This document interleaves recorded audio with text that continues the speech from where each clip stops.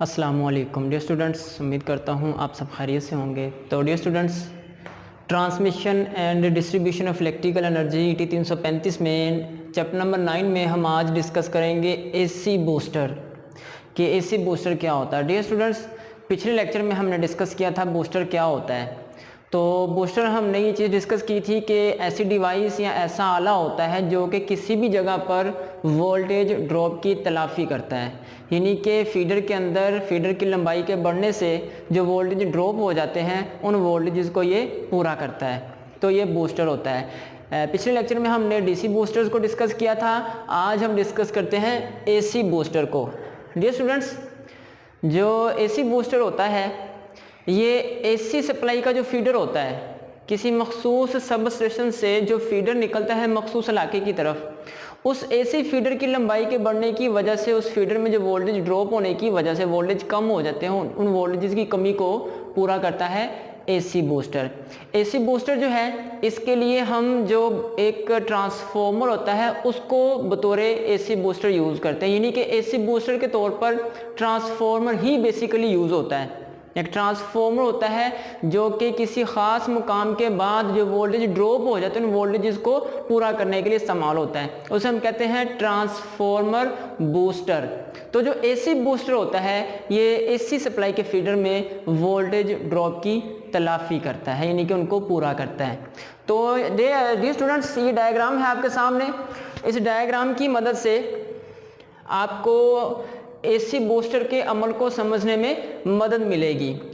Dear students, ये main transformer है जो कि एक फीडर को सप्लाई फ्राहम कर रहा है। ये फीडर है जो कि मखसूस इलाके को जा रहा है। ये AC सप्लाई का फीडर है, उसका एक पॉइंट है, ये दूसरा पॉइंट है।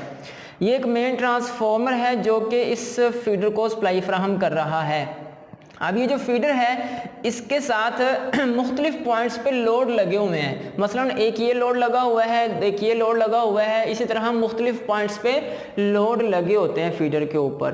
तो ये मेन ट्रांसफॉर्मर है, ये इस फीडर को सप्लाई दे रहा है, इस फीडर के साथ मुख्तलिफ पॉइंट्स पे लोड लगे हुए हैं। ये हमारे पास एक रेगुलेटिंग ट्रांसफॉर्मर है। इसकी सेकेंडरी साइड जो है इस पर आप देख सकते हैं कि टैपिंग्स निकली हुई हैं सेकेंडरी साइड पे। यहाँ पर on load tap changing gear switch होता है, on load tap changing gear switch. उसका मकसद क्या होता है, उसकी मदद से हम ट्रांसफॉर्मर की सेकेंडरी साइड पर टैपिंग्स को चेंज करके कम ज़्यादा करके वोल्टेजेस को कंट्रोल करते हैं। डायग्राम में आसानी पैदा करने के लिए उस टैप चेंजिंग गियर स्विच को यहाँ पे नहीं शो किया गया। मज़ीद ये वाला जो है ना, ये आपको जो डबल वाउंड ट्रांसफॉर्मर नज़र आ रहा है ये बूस्टर ट्रांसफॉर्मर है। ये बूस्टर ट्रांसफॉर्मर है, ये रेगुलेटिंग ट्रांसफॉर्मर है। बूस्टर ट्रांसफॉर्मर जो है उसकी जो सेकेंडरी वाइंडिंग होती है वो फीडर के सीरीज़ में जोड़ दी जाती है और प्राइमरी वाइंडिंग को रेगुलेटिंग ट्रांसफॉर्मर के ज़रिए सप्लाई से जोड़ा जाता है। तो ये मेन ट्रांसफॉर्मर है, ये फीडर है, इसके मुख्तलिफ पॉइंट्स पर लोड लगा हुआ है। ये एक रेगुलेटिंग ट्रांसफॉर्मर है और ये एक बूस्टर ट्रांसफॉर्मर है। डियर स्टूडेंट्स, आपको यहाँ पर मेन ट्रांसफॉर्मर की सेकेंडरी साइड पे भी टैपिंग्स नज़र आ रही हैं। तो इन टैपिंग्स का मकसद होता है कि वोल्टेज को चेंज करना।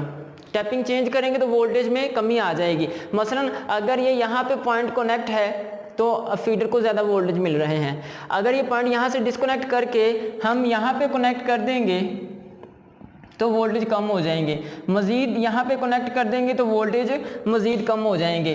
तो टैपिंग चेंज करने से वोल्टेज चेंज हो जाते हैं। On load tap changing switch लगा होता है जो कि वोल्टेज को चेंज करता है। ये मेन ट्रांसफॉर्मर है जो कि इस फीडर को सप्लाई फीड कर रहा है।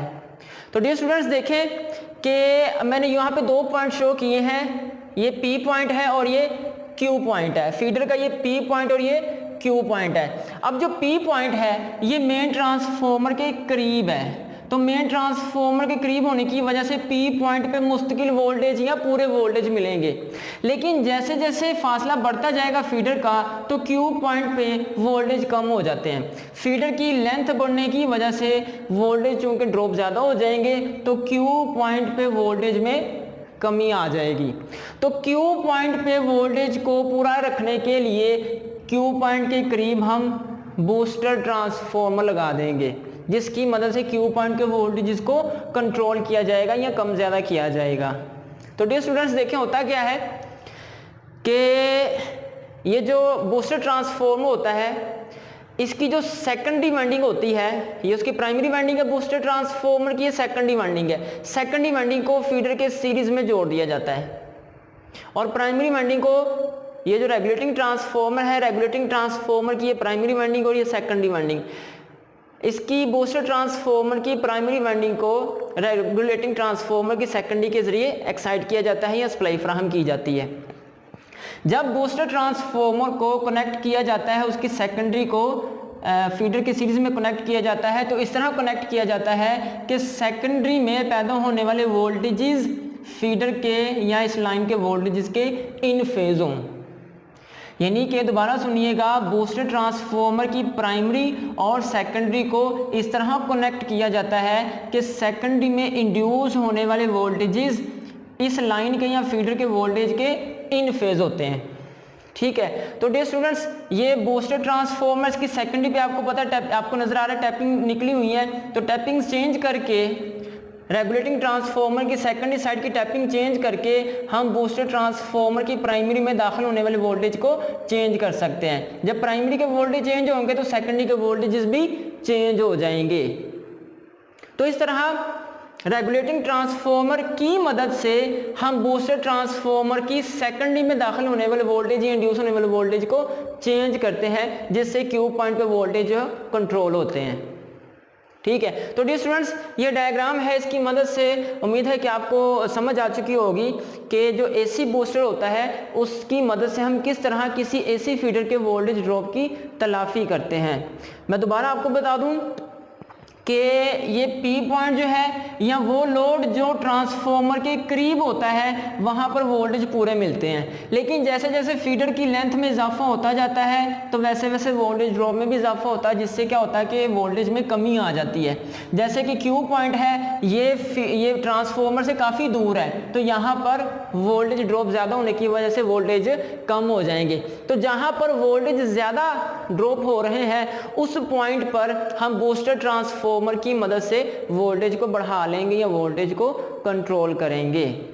तो बूस्टर ट्रांसफॉर्मर की सेकेंडरी वाइंडिंग चूंकि फीडर के सीरीज में लगी होती है और सीरीज में आपको पता है कि वोल्टेज जमा हो जाते हैं।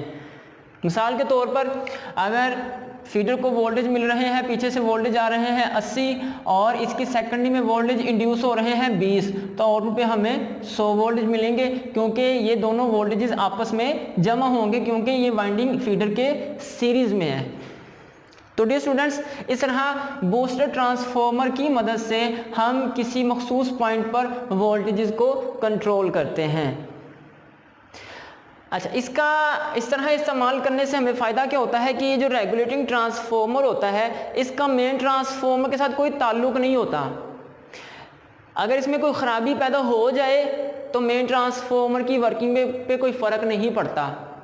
मज़ीद ये है कि रेगुलेटिंग ट्रांसफॉर्मर और बूस्टर ट्रांसफॉर्मर को किसी भी पॉइंट पे लगाकर वोल्टेज को कंट्रोल किया जा सकता है, लेकिन इस सिस्टम की कुछ खामियां हैं। वो एक तो ये है कि बूस्टर ट्रांसफॉर्मर में भी चूंकि लॉसेस होते हैं जिससे पावर लॉस बढ़ जाता है। एक तो पावर लॉसेस यहाँ पे हो रहे हैं, यहाँ पे भी पावर लॉसेस होंगे, यहाँ पे भी पावर लॉसेस होंगे ट्रांसफॉर्मर के अंदर जो लॉसेस होते हैं, जिससे क्या है पावर ज़्यादा हो जाती है। मज़ीद ये है कि सिस्टम की जो मजमूई लागत होती है उसमें इजाफा हो जाता है।